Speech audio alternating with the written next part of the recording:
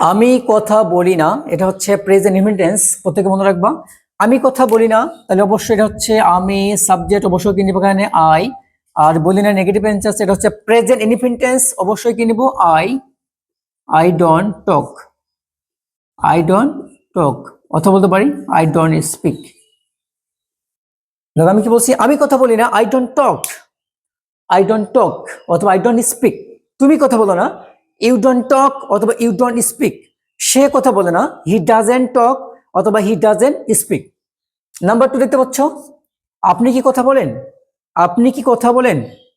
তা আপনি কি কথা বলেন, তুমি কি কথা বলো, এই ধরনের প্রশ্নগুলো অবশ্যই প্রথম সময় কি নিব ডু। সাবজেক্ট কি নিবা you, do you talk, do you talk, অথবা এটা বলতে পারি do you speak, do you speak. আপনি কি কথা বলেন, ডু ইউ টক অথবা ডু ইউ স্পিক।